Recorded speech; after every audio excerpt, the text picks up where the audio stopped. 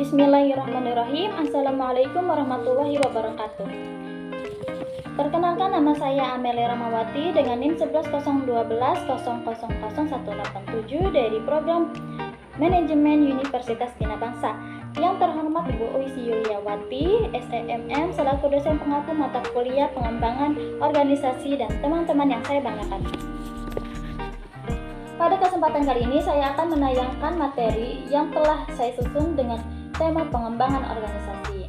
Pengembangan organisasi ini sangatlah penting bagi perusahaan. Nah, mengapa demikian? Untuk pembahasan lebih lanjut, mari kita simak video berikut ini.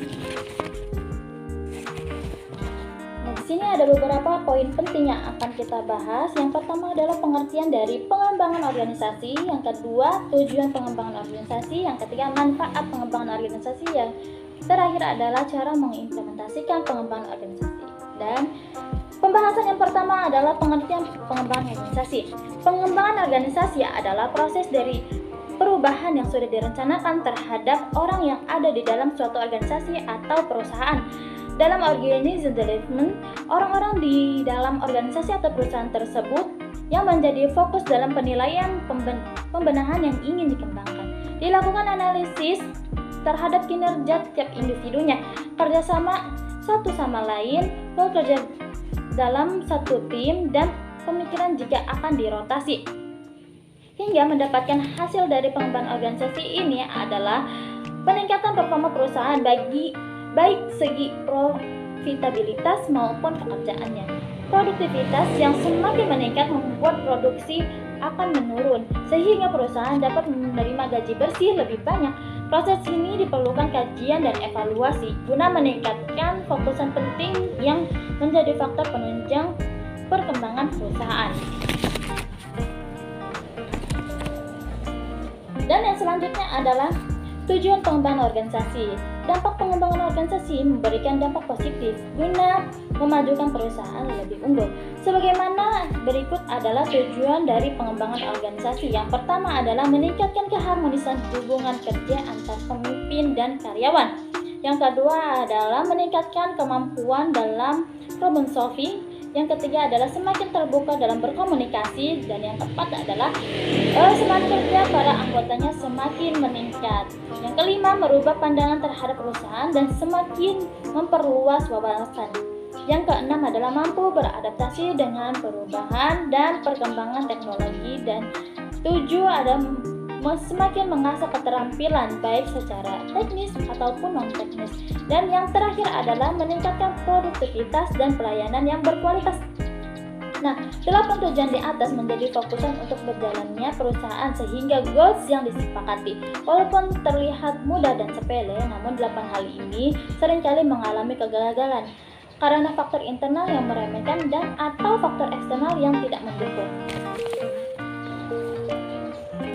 Poin yang selanjutnya adalah manfaat pengembangan organisasi. Dan dari pengembangan organisasi ini membentuk sebuah tujuan yang berguna sebagai bekal kemajuan perusahaan. Manfaat yang diberikan dengan proses pengembangan organisasi ini yaitu yang pertama, meningkatkan komunikasi internal. Dengan menerapkan pengembangan organisasi diharapkan semakin terjalin jalan komunikasi internal yang baik sehingga tidak ada miscommunication antar satu sama lain, sehingga dapat bekerja secara efektif dan efisien.